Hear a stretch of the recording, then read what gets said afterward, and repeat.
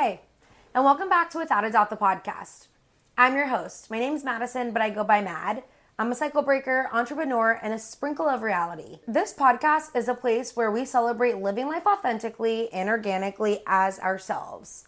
We're the ones breaking cycles, making waves, and living out the truest versions of ourselves. Once again, thank you for being here. As always, I'm beyond grateful that you tune in to listen to this, and I'm so happy you're here for a very special episode, number 40. Today is a special day. Well, actually tomorrow. Tomorrow is my, what I call Fativersary. Yes, it's a day I recognize every year as a day I decided to take control of my body and find a way to get stronger and healthier and lose weight.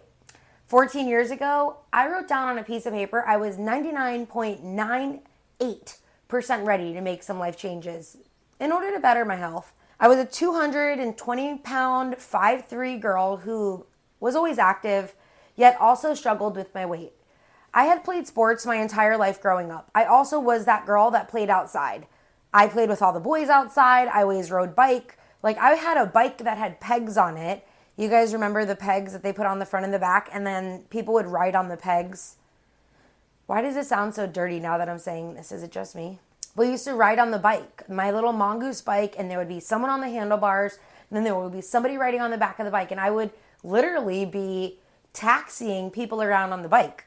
We were always active. My mom ran outside, I ran with my mom, and I even look back at pictures of myself as a teen, and I was like, yeah, I was pretty average. I wasn't really fat. I mean, I might have had some chubbier years, and I carried my weight in my cheeks, but I had years that I was thinner than other years.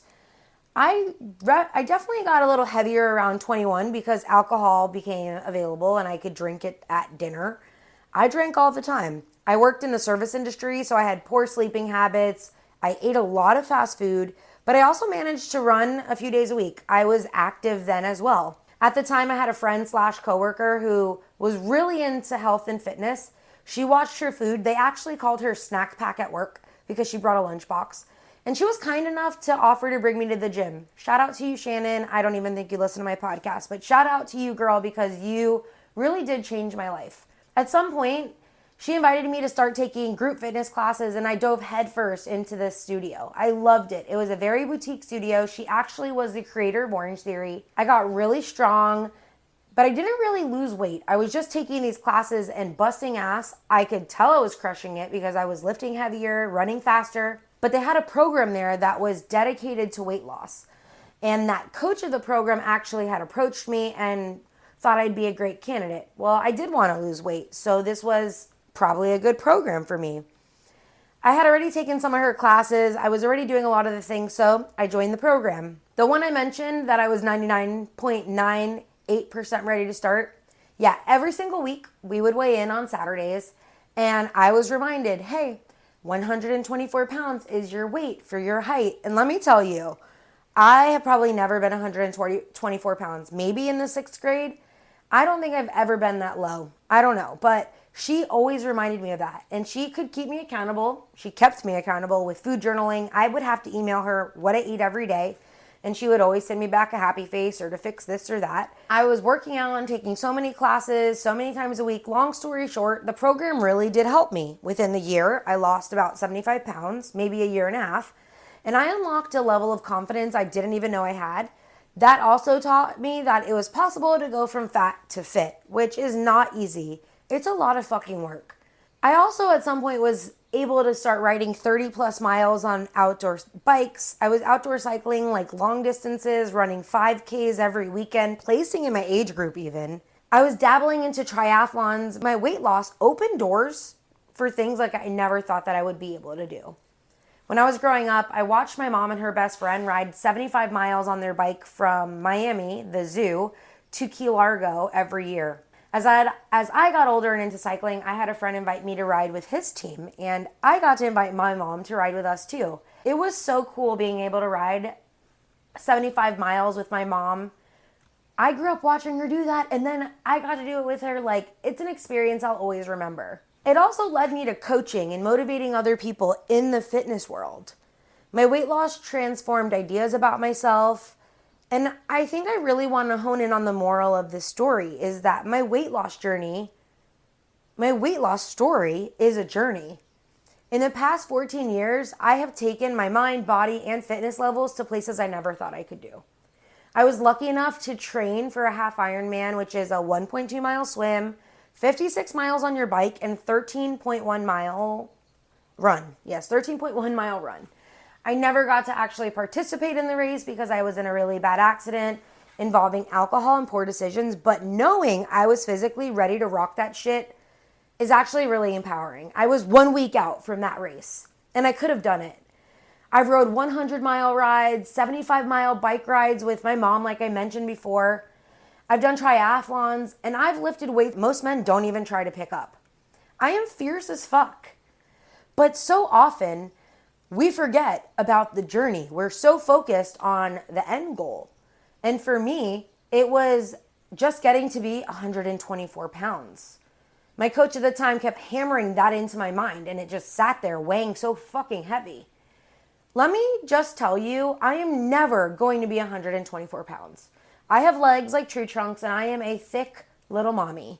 I also want to tell you, just fuck the scale. Like, fuck the fucking scale. I have fluctuated with weight in the last 4 years, and somehow my favorite pair of jeans still fits like a glove. I used to weigh myself almost every week. On Saturdays, I was weighed in. Yet now my scale sits in the back of my closet, dusty as ever, and I'm very proud of that. In my own journey, this is what I think back about. How I obsessed over food, the food noise that was so loud, every meal, what was I eating? What was good? What was bad? I even obsessed over workouts. In my smallest, most fit body, when I was maybe 135 pounds, I was taking 3 hours of group fitness classes a day. Then teaching 3 classes of Orange Theory, which you're lifting and demoing heavy weights, and I would use the heaviest ones I could pick up. But then I taught at a studio called Cycle Bar, and I taught on the bike, and I had to do those workouts. I was so focused on getting smaller and smaller, but at some point, it led me to literally the wall of burnout. And the burnout is real in fitness. I also get very bored with my workouts very easily, and I have fallen off the wagon, but only one time. And that was literally 4 years ago when I left coaching for Orange Theory. No joke, it has taken me almost 4 years to find that excitement for movement again. I never actually stopped moving. I have been in and out of the big box gyms, moving, lifting weights, and doing things like that. I have been running and sprinting and walking. I recently picked up tennis back in December, so I've been doing that. But I've been active.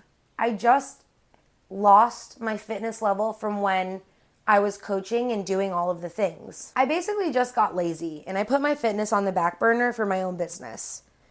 I also got tired of working out 5 times a week, multiple times a day, and I honestly think it's really hard to ever find the body image that I keep thinking of myself organically. And that's okay. I don't want a perfect body, and I'm at a point in my life where I know that's not where I'm at anymore. I do know, though, movement and fitness feels better when I can do things. If I can lift, I can run, I can move, I feel better about myself. And I am happy to say I am feeling like I am officially back on the fitness wagon and putting myself first in that regard. I was making excuses like I didn't really have time. My mental capacity was tapped. I didn't like the facilities. Motivation was just bullshit. Anything to not work out. I've been telling myself that an evening 2-mile walk and playing tennis once a week was enough. The truth is, it's not. Most of the time I'm sitting at my computer or I'm standing up looking at my phone, listing and taking pictures of clothes. My body is stagnant and I feel like a fucking slug. Squishy little Jabba the Hutt stagnant slug. Is Jabba the Hutt a slug? I don't know, but that's what I picture. This is not the life for me. I'm meant to be able to move. I like to move. I can tell you straight up, my shoulders, my back, and my hips hurt on the days that I am fucking sitting around on my computer like a little slug in my chair. Yep, right here. Working out is so important. It does a lot for your body. It releases serotonin, which is an amino acid that the brain uses to boost your mood. They always say you never leave your workout feeling upset. Like you always feel better after a workout. It's because of that. It is a legit thing. It is scientific evidence.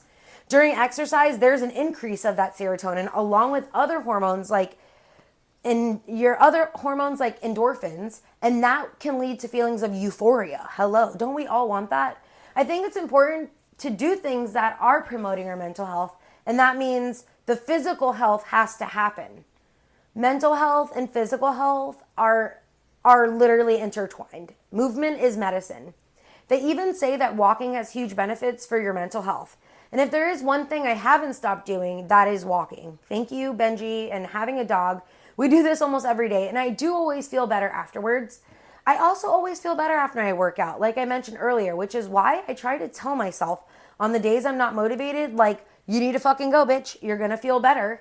I've learned a lot within these past 14 years, so I feel like I can share a handful of things that might help you when you need it, or if you're trying to get back on track, or whatever the case may be in your fitness life.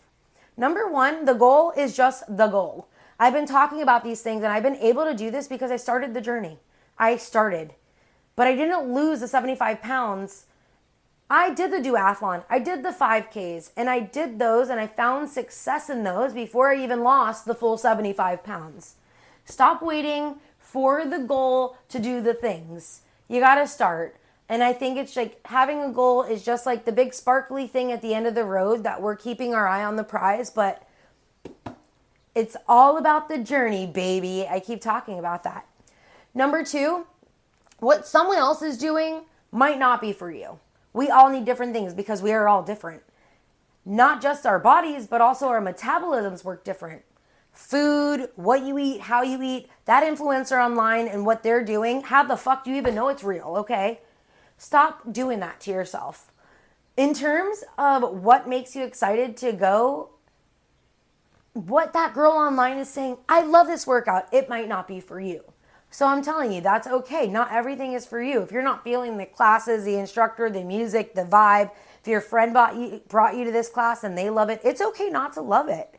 You might not even work as hard in those classes if you're not feeling the vibe in those classes. I myself know this for a fact. I'm going to tell you, I was so distracted. I recently took a group fitness class in one of my new gyms, and the instructor doesn't have a whistle, but at the end of every interval block, she would make like this high-pitched whistle sound.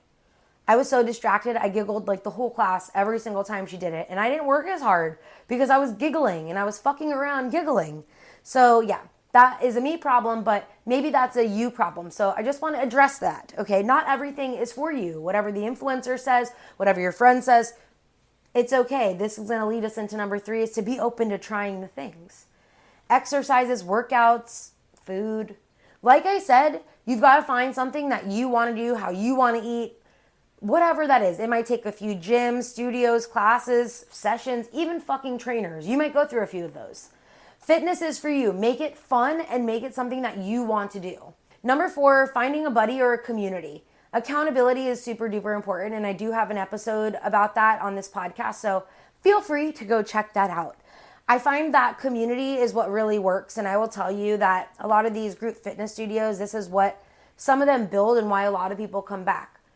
After so many times of these people, you go to class 5 days, the second day, let's say you start at a new studio, and the second day you come back, they're like, hey, Madison, I am so happy to see you back today. The third day, hey, Madison, how you feeling? Class is going good?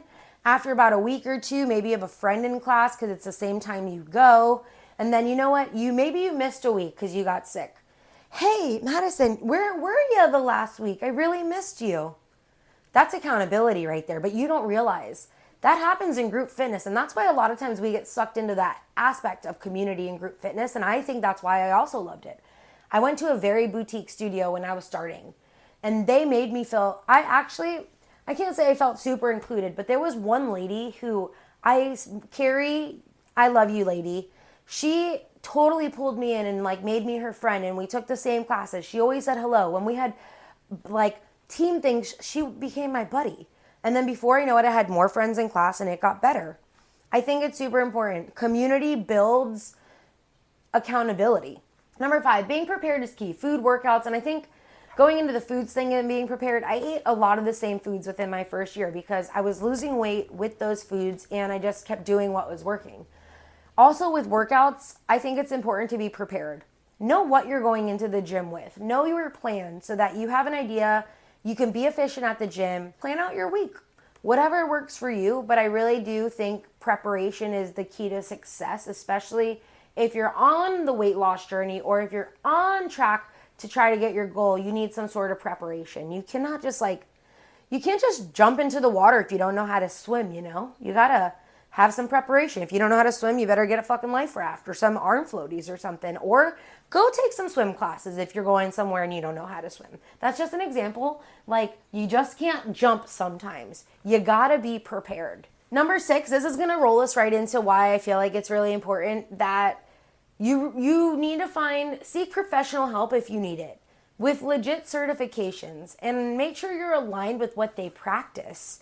When I got into this weight loss program 14 years ago, my coach was not a dietitian. She was certified in some mindful eating programs, but I almost think that the weekly weigh-ins and all of the things that I had to do for that also led me into an obsessive process with food.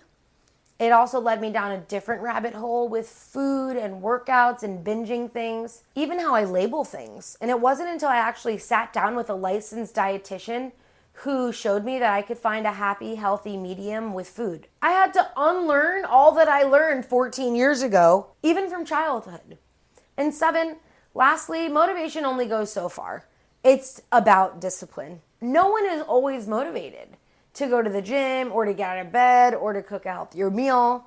I always try to think about my future self and how can I make my future self proud. I have been doing this a lot lately as prepping food. I talk about this a lot. For me, food is like a very big thing. I need to make sure I have food that is stuff I want to eat, because if not, I go down the rabbit hole of either not eating at all or just eating crap food. And when I say crap food, I mean junk food. I really think that working to make your future self proud, whether that's tomorrow's self or 5 p.m. self, is important. We need to set ourselves up for success. In order to do more in this world, we have to feel better about who we are. My Fativersary for so many years was me comparing my body to what I looked like the previous year. I would post a before picture from like 2014 when I was at my heaviest, and then I'd post like last year's picture and then my picture from this year. And the thing is, until 1 year, one of my pictures, it just wasn't really better. I had kind of reverted back to the year before's picture. And the thing is, I wasn't any smaller or leaner in this new year, but mentally, I felt like I had leveled up. I was still working out just as hard. I was doing all of the things just as hard, but my body had not really changed. I was also getting to a point where I'm aging. I'm no longer 21.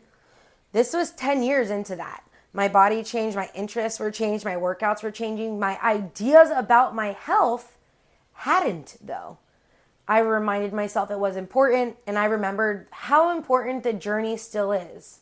My goal might have been to lose 75 pounds, but what I realized was that wasn't the end of my journey. I hit that 75-pound mark, and then I gained some, and then I lost some, and then I gained a little bit, and I kind of have fluctuated within probably a 10 or 15 mark ever since I lost that. But for me, it's been the journey in these last 14 years that have taught me all the things that I have learned and can share with you here on this podcast. I know how great it feels to be strong instead of squishy or a little slug like Jabba the Hutt. Nobody wants to feel like that. My motto in the days I don't want to do the things for me is a quick reminder that I am badass. And that is why I always end my shows the way that I do. Oftentimes, we let the weakness of moments get the best of us. It's a quick, simple decision to do versus the long overhaul thought process when you're fighting against it. As Nike says, just do it. Your body is your temple. On this Fativersary, which is actually tomorrow, I'm giving thanks and gratitude for all that my body does for me and has done for me. Thank you. Maybe this will be a little mid-year push for you to get back on the wagon, start up on a new fitness journey, or tap into a new routine, or better yet, just spark up some fucking fire to get your ass moving. You're without a doubt a badass. I'm on Instagram and YouTube at Without a Doubt the Pod. Rate the show, share the show, and I'll be back next week. XOXO, your girl Mad. Bye.